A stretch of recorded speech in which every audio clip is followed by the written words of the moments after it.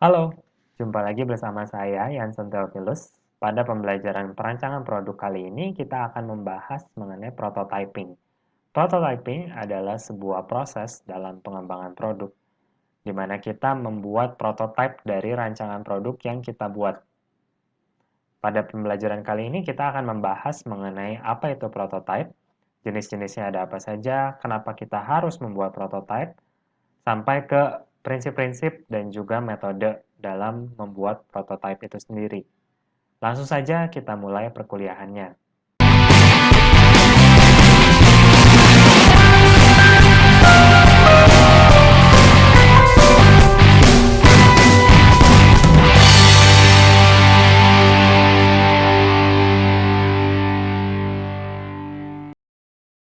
Berikut apa saja yang akan kita bahas pada pertemuan kali ini.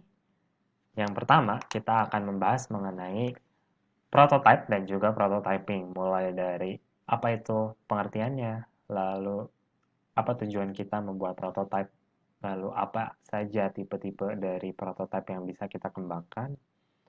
Ini akan saya bahas di video yang pertama, sedangkan di video part yang kedua, nanti saya akan membahas mengenai prinsip-prinsip dan juga cara merencanakan proses prototyping, serta berbagai metode dalam kita menghasilkan sebuah prototype.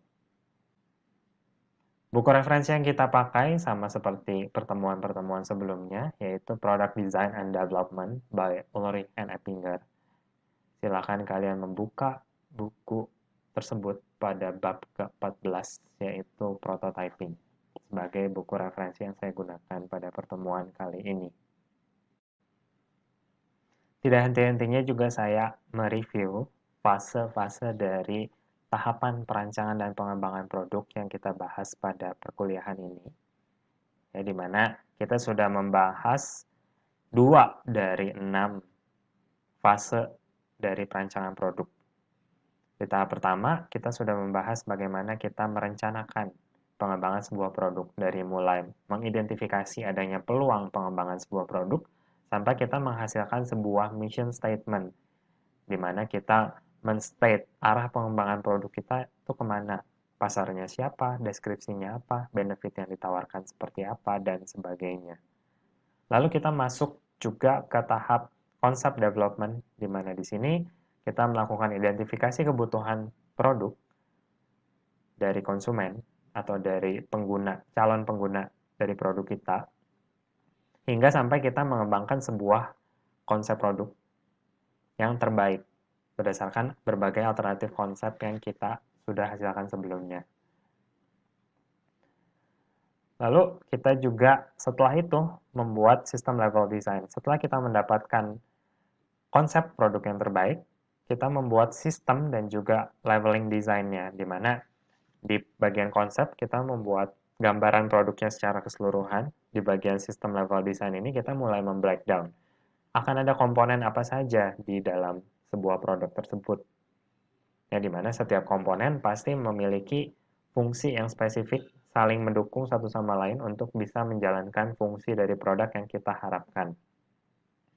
Setelah itu kita masuk ke detail design. Pada tahap detail design kita mendesain lebih detail kembali setiap komponen yang sudah kita rancang secara detail, ya, mulai dari prinsip kerjanya, lalu materialnya, dimensi, mekanisme, dan lain sebagainya. Sehingga output dari detail design ini kita benar-benar sudah memiliki rancangan produk yang final, yang sudah siap untuk diproduksi tentunya. Lalu masuk ke tahap testing and refinement. Pada tahap ini, kita mengevaluasi. Kita melakukan pengujian terhadap rancangan produk yang sudah kita hasilkan untuk memastikan bahwa rancangan produk yang sudah kita hasilkan ini sudah dapat berfungsi dengan baik, lalu sudah dapat memenuhi kebutuhan konsumen, dan juga sudah dapat digunakan dengan baik, menghasilkan experience yang baik pula bagi konsumennya atau penggunanya. Lalu di tahap terakhir adalah production ramp up. Pada tahap production ramp up ini, desain final dari produk yang kita rancang, itu kita buat persiapan produksinya. Jadi tadi setiap komponen kita sudah hasilkan, ya, finalnya seperti ini setiap komponen. Lalu selanjutnya adalah bagaimana proses produksinya. Komponen A, B, C, D masing-masing mungkin saja punya metode produksi yang berbeda-beda. Kita lakukan persiapan di tahapan production ramp up. Jadi 6 fase ini sudah mewakili proses perancangan dan pengembangan produk yang kita lakukan. Selanjutnya adalah masuk ke tahap produksi, di mana ini adalah tahap lainnya yang selanjutnya setelah desain produk sudah jadi. Next adalah bagaimana produksinya. Nah, prototyping itu bisa terjadi pada 4 fase yang saya mention di sini. Dari mulai konsep development, system level design, detail design, hingga testing and refinement, kita biasanya didukung dengan juga pembuatan prototipe, yang namanya prototipe. Ya. Jadi setiap fase dari keempat fase ini, sebaiknya kita membuat prototipe dengan level pendekatan yang berbeda-beda tentunya. Kita akan bahas lebih lanjut di belakang kapan kita membuat prototipe yang jenis yang satu dengan yang jenis yang lainnya. Ya, pada chapter ini kita akan belajar kenapa sih penting buat kita untuk membuat prototyping. Sepintas kita melihat dengan kita membuat prototipe, kelihatannya prosesnya akan semakin panjang, Pak. Kalau setiap fase itu kita harus bikin modelnya, bikin lagi modelnya dan sebagainya. Tapi kita akan lihat bagaimana prototype ini powerful justru bisa mengurangi cost dan juga waktu yang diperlukan untuk kita mengembangkan sebuah produk. Lalu yang kedua kita akan membahas jenis-jenis prototype. Jadi ada banyak jenisnya dari yang sederhana sampai yang kompleks. Biasanya semakin mendekati fase-fase akhir dari perancangan produk, prototipe yang kita harus buat juga semakin kompleks karena harus semakin mendekati ke produk aslinya. Dan yang ketiga kita akan membahas bagaimana cara membuat prototype. Dari yang sederhana, sketsa tangan, sampai ke proses produksi yang mendekati sebenarnya untuk membuat sebuah prototype. Jadi mohon diingat-ingat 6 fase ini ketika nanti kalian masuk ke dunia kerja, dunia usaha, mau mengembangkan sebuah produk baru, tetap ikuti tahapan-tahapan dari product design phases seperti ini. Makanya saya tidak henti-hentinya untuk mereview kembali. Pada pembelajaran kali ini juga kita akan menggunakan sebuah example dari produk Packbot Mobile Robots yang dikembangkan oleh perusahaan bernama iRobots. Singkat cerita, robot ini adalah robot yang berfungsi untuk mensupport para tentara untuk di medan perang. Ya, fungsinya adalah untuk bisa mendukung kinerja tentara untuk masuk ke medan-medan yang sulit. Misalnya untuk menjinakkan bom, lalu untuk masuk ke ruangan-ruangan yang penuh dengan bom atau ruangan-ruangan yang berbahaya, diberikan bahan-bahan kimia yang berbahaya, yang sulit sekali dimasuki oleh manusia, tentara manusia, maka Packbot ini berfungsi untuk membantu manusia mengontrol keadaan sekitar, misalnya menjinakkan bom, atau memecahkan kaca, dan lain sebagainya. Kalau kalian penasaran lebih lanjut dengan kinerjanya, silakan nonton di video YouTube berikut. Sepintas kita lihat bahwa bentuknya seperti tank. Ya. Dia punya roda rantai seperti di bawah ini, di setiap sisinya, di mana sistem mekanisme roda rantai seperti ini akan mempermudah Packbot ini untuk masuk ke medan-medan yang sulit. Packbot ini bisa berjalan meskipun di medan yang sulit, di pegunungan, di hutan-hutan, di dalam gua sekalipun, ataupun bisa naik maupun turun tangga. Ya, dibandingkan dengan roda biasa, itulah powerfulnya kita menggunakan mekanisme roda rantai seperti ini.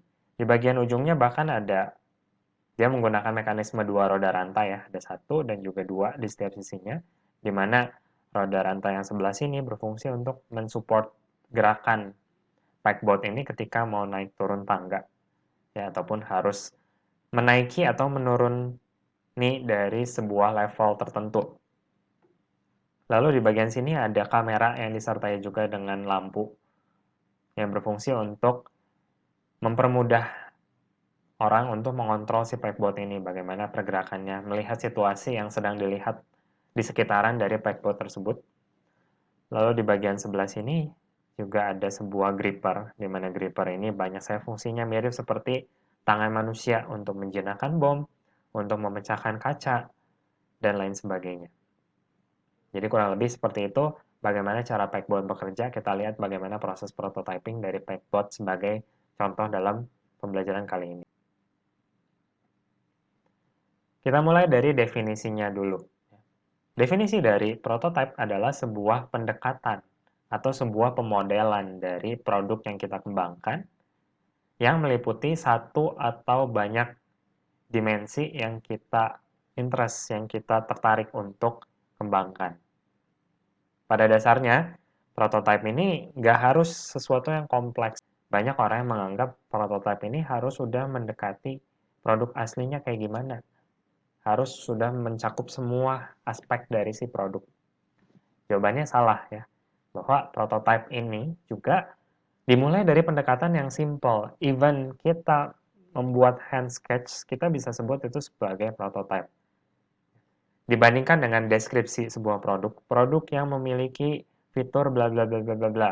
Lalu kita buat versi gambarnya, gambar tangan, itu sudah bisa kita sebut prototype karena dia sudah membuat pendekatan dari produk yang mau dihasilkan, tapi memang dimensi of interest-nya hanya sedikit ya. Ketika kita pakai hand sketch, maka terbatas pada gambaran bentuk dua dimensinya saja. Kita tidak tahu bayangan tiga dimensinya seperti apa, bobotnya, materialnya, teksturnya, profilnya, dan sebagainya. Nah, maka nanti kita akan bicara tentang prototype itu ada yang level pendekatannya sederhana sampai ke level pendekatannya kompleks mendekati produk yang aslinya. Ketika kita punya satu aspek yang merupakan pendekatan dari sebuah produk, kita bisa sebut itu sebagai prototype. Misalnya seperti ini. Kita punya produk teko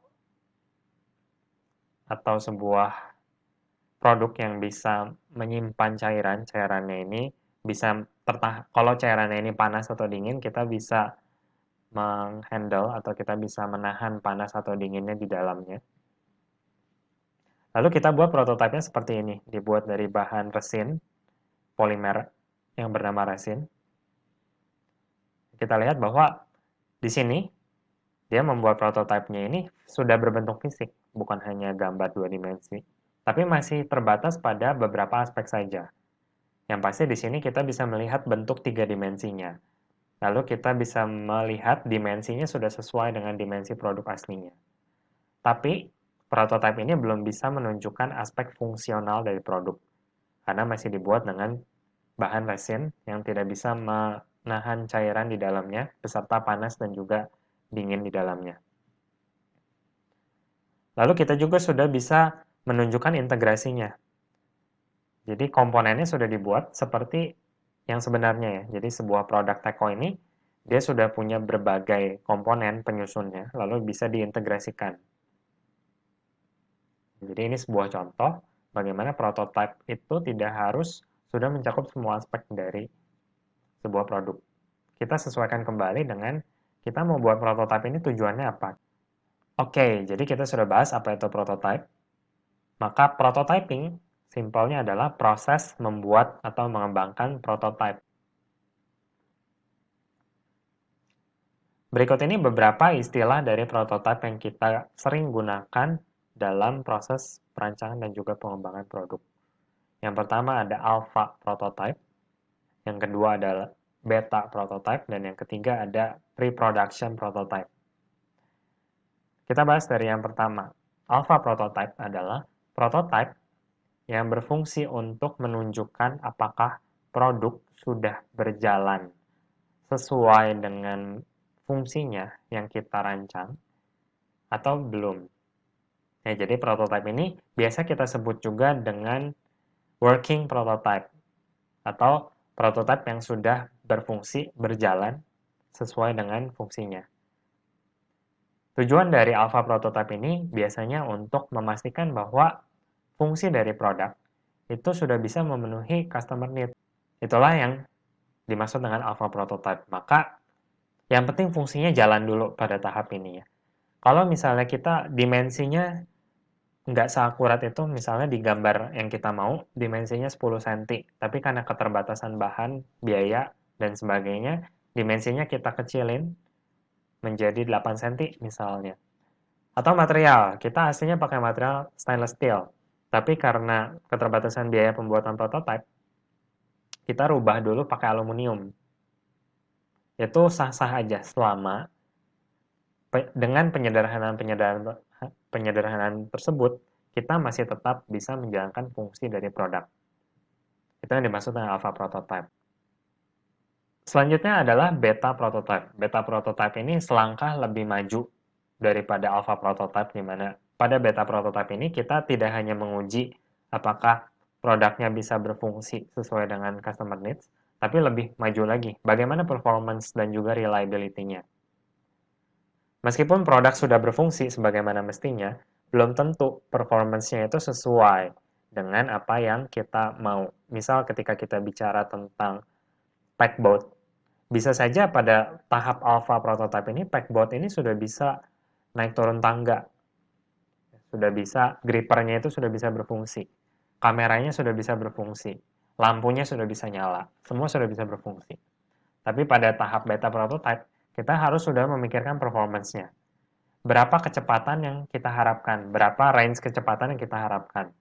Apakah 5-10 km per second? Lalu gripper. Kalau kita bicara tentang gripper, seberapa kencang cengkraman, berapa newton cengkraman yang bisa dihasilkan oleh packboat ini. Nah, packboat ini pada kenyataannya mungkin saja dia harus mengangkat barang-barang yang berat di medan perang. Maka kita harus pastikan gripper itu harus cukup kuat untuk mencengkram. Begitu juga dengan motor yang digunakan, motor listrik yang digunakan untuk menggerakkan si gripper ini harus cukup kuat untuk memindahkan. Itu contoh kalau kita bicara tentang performance. Selanjutnya adalah reliability, keandalan. Ketika kita bicara beta prototype, kita juga harus pastikan bahwa reliability-nya baik, keandalannya baik. Bahwa packboat ini, ketika kita running dalam waktu yang lama, misalnya ketika kita bicara tentang energi dari atau tenaga dari packboat ini, dia bisa bertahan berapa lama. Kalau dia pakai baterai, misal, baterainya itu harus bisa bertahan berapa minggu di medan perang. Bayangkan kalau misalnya fungsinya jalan, tapi packboat ini sejam sekali harus di-charge. Bagaimana dia bisa cukup reliable untuk di medan perang, begitu ya. Itu yang harus kita review, kita evaluasi di tahap beta prototype ini. Maka ketika kita selangkah lebih maju dari alpha ke beta, tentunya ada banyak mekanisme pendekatan yang lebih harus diperhatikan ya, dalam beta prototype. Dan masuk ke istilah prototype yang terakhir, yaitu pre-production prototype. Ini adalah prototype yang bisa kita katakan final, ya, final prototype. Yang merupakan produk pertama yang biasanya sudah diproduksi dengan production process yang kita sudah kembangkan. Jadi pada tahap ini, prototipe yang sudah dibuat ini benar-benar sudah mengikuti proses produksi yang memang kita mau gunakan. Kalau pada tahap alpha prototype, bisa saja kita bikinnya itu, kita coba subkon dulu ke orang untuk coba lihat. Karena kita kalau beli mesinnya langsung kan nanti takutnya ada perubahan dalam fitur dan juga spesifikasi, pada akhirnya mesinnya harus kita ganti, atau parameter mesinnya harus kita ganti. Nah, pada alpha prototype kita sah-sah aja kalau misalnya bikinnya mau ke orang gitu ya, disubkon dulu ke orang lain. Tapi pada tahap pre-production, prototype di sini kita, namanya juga pre-production ya, kita buat dengan proses produksi yang benar-benar akan dibuat selanjutnya untuk di tahap produksi pada setting yang sebenarnya. Maka di tahap nomor 3 ini biasanya kita sebut final prototype. Ya, prototype final, di mana kalau proses produksinya lancar, produk yang dihasilkan juga sudah sesuai dengan yang kita mau, maka langsunglah kita bisa mulai ya produksinya. Entah itu mass production atau custom production sesuai dengan kebutuhan. Jadi ini 3 level dari prototype yang biasanya kita tentukan di awal saat merencanakan kita mau buat prototype seperti apa, termasuk ke 3 hal ini. Selanjutnya, tujuan kita membuat prototype. Ada 4 tujuan utama dalam kita mengembangkan sebuah prototype. Dan 4 tujuan ini penting sekali. Maka dari itu, prototyping harus dilakukan dalam setiap proses pengembangan sebuah produk. Yang pertama adalah learning. Yang kedua adalah communication. Yang ketiga, integration. Dan yang keempat adalah milestones. Kita bahas dari yang pertama, learning. Learning, kita bisa sebut kata lainnya adalah pengujian atau evaluasi. Prototype berfungsi salah satunya adalah untuk memfasilitasi kita dalam proses evaluasi. Bayangkan ya, ketika kita nggak punya prototype, lalu kita mau melakukan user testing.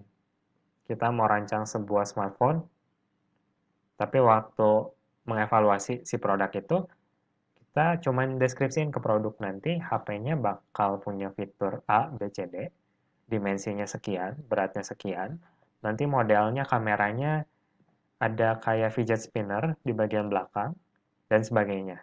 Tentu saja susah ya. Maka prototipe ini membantu memfasilitasi kita membuat pendekatan untuk mempermudah proses evaluasi dari performance dan juga visibilitas dari sebuah produk.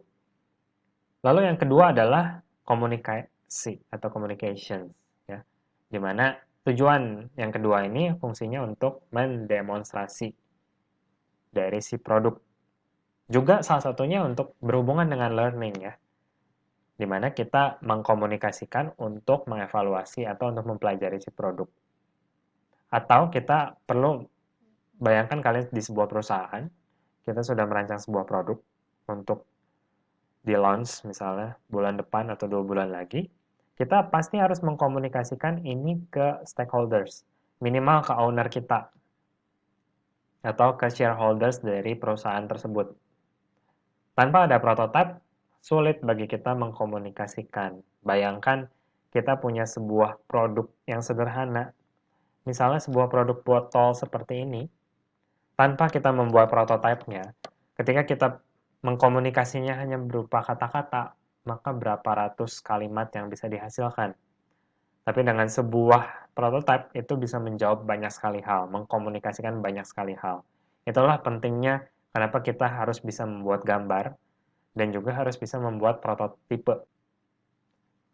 Lalu yang ketiga adalah fungsi integration.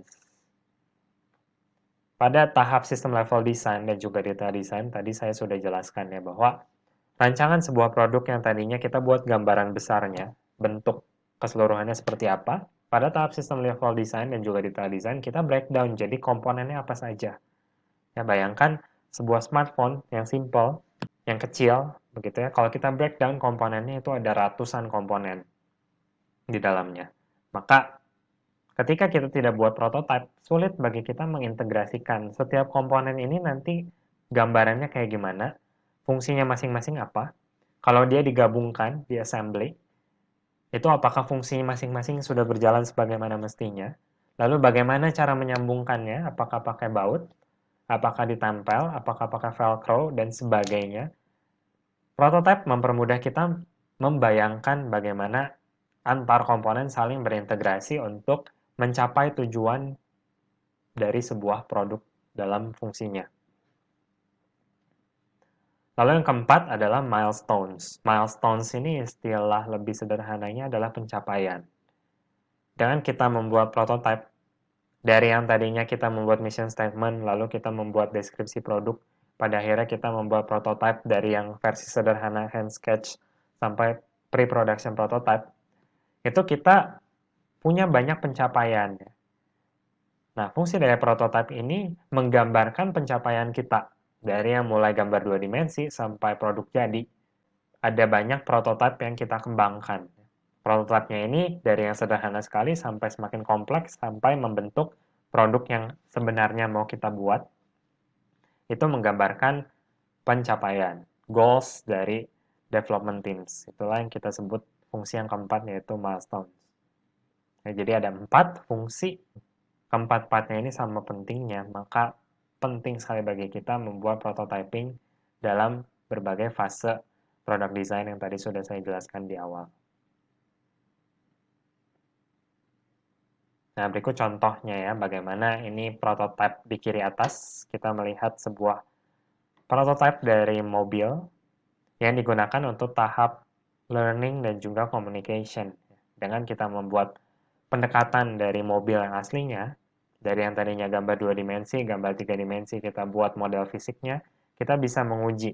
Di sini kita lakukan destructive test ya, atau uji tabrak.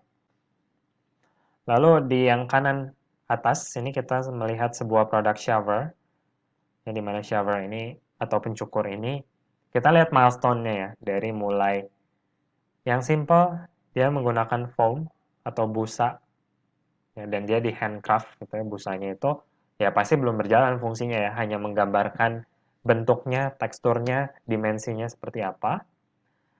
Lalu dikembangkan lebih lanjut, ya, sampai ke tahapan yang seperti ini, di mana yang paling kanan ini, dia sudah membentuk produk aslinya, terdiri dari berbagai komponen. Ya, contoh yang kanan ini, kanan atas ini menunjukkan bagaimana fungsi integrasi dan juga milestones ya. Milestones kita bisa lihat pencapaian dari yang sederhana, hanya bentuk luarnya saja, sampai ke bentuk aslinya, pre-production prototype. Lalu kita juga bisa melihat integration system ya, dari model-model yang keempat model di sebelah kanan ini sudah membentuk komponen-komponen yang aslinya, bagaimana kalau dia diintegrasikan, apakah satu sama lain integrasinya smooth, dan juga setiap komponen mampu mencapai, saling dukung-mendukung mencapai fungsi dari produk. Lalu ini salah satu milestone lainnya ya, dari yang gambar sebuah telepon portable gambar 2 dimensi dibuat menjadi model 3 dimensi. Ini beberapa contoh bagaimana prototipe berfungsi menjalankan keempat tujuan yang sudah saya jelaskan pada slide sebelumnya. Selanjutnya, tipe-tipe dari prototipe. Tipe-tipe dari prototipe kita bisa buat 4 kuadran. Jadi kalau kita lihat ada sumbu X dan juga sumbu Y. Kalau kita lihat di sumbu X-nya, ini kita membagi tipe prototipenya ini berdasarkan kelengkapan dari prototipenya itu sendiri. Ada yang disebut dengan fokus prototype sampai ke comprehensive prototype. Kalau fokus prototype itu biasanya prototipenya ini hanya mencakup satu atau beberapa fitur atau spesifikasi dari produk. Sedangkan komprehensif ini semua fitur produk sudah ada di dalamnya. Sedangkan yang sumbu Y menunjukkan bentuk dari model prototipe yang kita kembangkan. Dari mulai yang fisik itu jelas ada bentuknya ya, dia tangible, bisa kita pegang, bisa kita raba.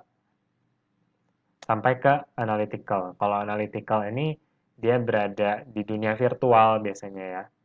Tidak bisa kita raba, tidak bisa kita pegang. Contoh dari prototipe fisik mungkin kalian sudah kebayang ya. Pokoknya prototipe yang bentuknya fisik kita bisa kategorikan sebagai prototipe fisik. Lalu selanjutnya adalah prototipe analytical. Pada prototipe analytical, ini kita membuat virtual mode. Yang gambar CAD adalah salah satu bentuk prototipe analytical. Meskipun gambarannya sudah canggih ya, kita bisa putar-putar, kita bisa gambarkan proyeksi 3 dimensi maupun 2 dimensinya, tetap saja dia analytical ya. Tidak ada fisiknya, tidak bisa kita pegang, tidak bisa kita sentuh, dan sebagainya. Ataupun yang lebih sederhana lagi dari CAD adalah model matematis. Model matematis juga bisa kita sebut prototipe kalau memang dia menggambarkan satu atau beberapa fitur spesifikasi dari produk. Lalu tadi yang fokus berarti dia itu hanya mencakup satu atau beberapa fitur saja. Misalnya kalau bicara tentang packboat, berarti kita hanya bicara tentang rodanya saja, atau grippernya saja yang kita buat prototipenya. Sedangkan kalau yang komprehensif, itu sudah mencakup keseluruhan. Semakin komprehensif, maka semakin lengkap. Jika produk itu sudah dibuat prototipenya komprehensif banget, maka sudah mencakup seperti pre-production prototype, sudah mencakup semua dari aspek produk tersebut. Maka berdasarkan pembagian dari sumbu X dan sumbu Y ini, kita dapatkan 4 kuadran. Kuadran yang pertama adalah physical comprehensive. Physical comprehensive ini prototipenya berbentuk fisik dan juga komprehensif. Nah, biasanya ini untuk di tahap-tahap akhir dalam desain produknya. Sudah berbentuk fisik dan juga sudah komprehensif. Ya, contohnya, alpha prototype, beta prototype, sudah mencakup semuanya. Hanya saja kalau alpha ini dia belum bicara performance dan reliability, kalau beta sudah full scale form model. Nah, ini ada di sini. Dia tidak terlalu komprehensif ya, karena dia masih berbentuk form. Tapi dia sudah berbentuk fisik, maka letaknya ada di titik sini. Ya, maka semakin ke ujung sini, maka akan semakin mendekati produk yang sebenarnya. Lalu ada juga yang physical, tapi dia fokus. Contohnya, untuk wheel impact test, kita membuat prototype dalam bentuk wheel-nya. Baik itu wheel-nya sudah berbentuk roda rantai maupun rodanya dulu. Lalu kita berikan impact test. Impact test itu kita pastikan bahwa roda ini mampu menopang beban dari packboard-nya itu sendiri, ataupun ketika packboard ini sedang membawa beban sesuai dengan kapasitas load yang bisa dibawa oleh packboard tersebut. Dan lain sebagainya. Ya. Jadi pada kuadran ini, pada kuadran kedua ini kita membuat prototipe yang fisik, tapi dia terfokus pada satu atau beberapa fitur saja. Lalu di kuadran 3 itu fokus dan juga analytical. Ya, contohnya ini 3D CAD model, mathematical model, FEA itu finite element analysis. Nanti kita akan bahas di belakang. Lalu color rendering dan sebagainya. Ya, jadi hanya beberapa fitur saja yang dibuat prototipenya dan juga analytical, tidak ada fisiknya. Lalu kita masuk ke kuadran yang keempat, yaitu analytical dan juga comprehensive. Ada beberapa prototipe yang dia itu tidak ada fisiknya, tapi dia bisa komprehensif. Ya. Misalnya perancangan user interface dari sebuah aplikasi atau smartphone, user interface-nya seperti apa, kita bisa buat komprehensif banget, tapi dia analytical. Namun, tingkat komprehensifnya tidak bisa sempurna. Ya, bagaimanapun, ketika kita bicara sebuah prototipe yang analitik, yang tidak ada fisiknya, kita tidak bisa membuat yang komprehensif banget. Ya, maka di sini dibuat, kalau misalnya kita mau buat prototipe analytical dan juga komprehensif yang baik, maka tidak visible. Kenapa? Karena ketika kita tidak bisa buat fisiknya, maka mustahil bagi kita membuat yang komprehensif sekali. At least kita nggak bisa menggambarkan teksturnya, kita tidak bisa menggambarkan hands-on experience-nya. Hands-on experience tuh pengalaman ketika kita berinteraksi secara langsung, kita pegang produknya, kita raba produknya, dan sebagainya. Ya, maka untuk yang analytical dan komprehensif ini bisa sih agak dekat-dekat ke sini, tapi pada dasarnya kuadran keempat ini tidak visible. Maka kalau kita mau membuat prototipe yang komprehensif, disarankan buatlah yang fisik, ya, jangan yang analytical. Ini contohnya, physical focus, ini sebuah prototipe dari ban dari packboard atau roda dari packboard. Lalu untuk yang physical komprehensif, sudah membentuk gambaran produk packboard yang sebenarnya. Lalu analytical focus, ini sama masih untuk produk ban, tapi bannya ini masih dalam bentuk analytical.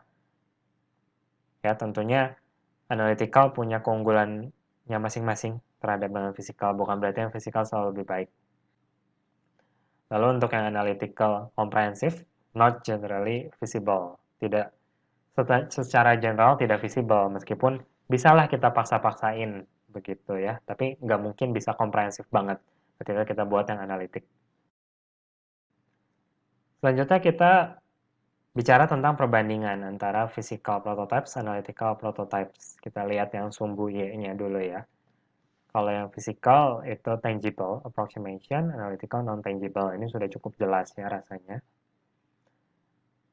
Lalu untuk yang physical prototypes, ini kita bisa juga menemukan behavior yang unmodeled. Jadi ketika kita buat prototipe yang fisik, itu besar kemungkinan kita akan menemukan fenomena-fenomena yang sebenarnya tidak kita rencanakan untuk dites, tapi ternyata terlihat Misalnya ketika kita bicara tentang wheel impact test, ya kita coba tekan si rodanya berdasarkan beban tertentu. Kalau misalnya kita pakai CAD model, ya oke, kita lihat dia akan ada yang patah atau tidak dan sebagainya. Tapi ketika kita bicara tentang prototipe fisik, mungkin kita melihat behavior lain ya. Misalnya, ada efek dari temperatur ruangan terhadap si roda tersebut, sehingga mungkin saja ada behavior yang berbeda dibandingkan dengan CAD model. Atau misalnya ketika ditekan di satu titik, di titik yang lain, misalnya ketika si wheel ini sudah dicat, ada cat yang keropos misalnya ketika ditekan. Ya. Itu nggak akan sulit terlihat pada analytical prototypes, tapi muncul di physical prototypes. Nah, itu juga yang menjadi keunggulan dari physical prototypes. Lalu yang ketiga, itu physical prototypes ini biasanya paling bagus untuk mengkomunikasikan. Ya, juga untuk learning sebenarnya, tapi learning masih ada positif negatifnya lah antara physical dan analytical. Ya, sedangkan untuk yang analytical juga punya kelebihan. Ya. Dia punya yang namanya experimental freedom. Apa itu? Yaitu kebebasan kita mengatur parameter. Ya, jadi ketika kita punya prototipe fisik, misalnya kita bicara tentang wheel atau roda tadi, setelah dites, kita mau perbesar diameternya. Kita harus produksi lagi ya, kalau fisik. Makan waktu, makan biaya, ribet. Sedangkan pada analytical, itu ketika kita mau eksperimen, kita coba gedein diameternya, bagaimana impact-nya. Kecilin diameternya, bagaimana impact-nya. Ketika kita mau bereksperimen seperti itu terhadap satu atau beberapa parameter dari si spesifikasi produk, itu akan lebih mudah, jauh lebih mudah dari pada analytical prototypes daripada physical. Lebih mudah, lebih murah. Maka balik lagi ya, physical dan analytical itu sama-sama punya kelebihan dan kekurangannya masing-masing. Tinggal apa tujuan kita, kita sesuaikan dengan tujuan. Selanjutnya perbandingan antara yang sumbu X-nya, fokus dengan komprehensif. Yang pertama, untuk fokus prototype itu hanya berfokus pada satu atau beberapa attributes dari produk, sedangkan yang komprehensif itu banyak attributes ataupun semua attributes ya, ketika kita sudah bicara yang komprehensif sekali. Dari fungsinya, untuk yang fokus prototypes itu biasanya kita menjawab specific questions. Biasanya ketika kita mau melakukan eksperimen, eksperimennya ini spesifik. Misal, tujuan saya adalah mau ngetes ketahanan dan juga kemampuan si roda ini untuk berputar, bagaimana RPM-nya dan sebagainya. Nah, kalau kita punya specific question seperti itu, ya buatlah yang fokus. Ngapain kita buat yang komprehensif? Makan biaya, lalu makan waktu, nggak kepake juga, begitu ya. Tapi ketika kita mau melakukan testing yang lebih komprehensif, saya mau lihat produk ini secara keseluruhan, mampu memenuhi kebutuhan konsumen atau tidak, performance-nya bagaimana, dan sebagainya. Lebih tepat kita pakai komprehensif, karena yang fokus, kita nggak akan bisa dapat gambaran utuh dari bagaimana produk ini berfungsi sebagaimana mestinya. Lalu ketika kita bicara fokus prototype, maka biasanya kita butuh beberapa ya. Tadi kita baru bicara tentang ban, belum bicara tentang gripper. Gripper aja kita bicara tentang capitnya di bagian terluar, belum lagi bicara tentang rangkanya, rangka yang digerakkan oleh motor, seperti tangan kita dalam bergerak ya. Kita harus buat lengannya, kita juga harus buat pergelangan tangannya, jadi harus buat beberapa. Sedangkan yang komprehensif kita cukup buat satu atau kalau mau beberapa, tapi beberapa juga bisa di develop lebih lanjut ya. Misal kita buat alpha prototype untuk ngetes fungsi utamanya. Alpha prototype udah jadi, udah oke, lolos tes. Kita mau masuk ke beta, kita nggak perlu buat dari awal. Kita bisa develop further dari berdasarkan alpha prototype itu. Pakai komponen yang masih bisa dipakai. Untuk yang comprehensive prototypes ini biasanya terbaik untuk milestones dan juga integration. Integration jelas ya, karena untuk bisa melihat integrasinya kita harus buat komprehensif dong. Sedangkan untuk milestones juga sama ya. Ketika kita mau melihat pencapaian kita, maka kita harus lihat prototipe ini secara komprehensif.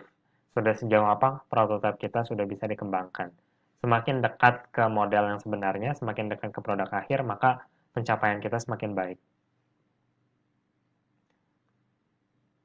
Baik, jadi itu tadi untuk yang fokus dibandingkan dengan komprehensif, lalu fisikal dibandingkan dengan analytical, masing-masing punya positif negatif masing-masing.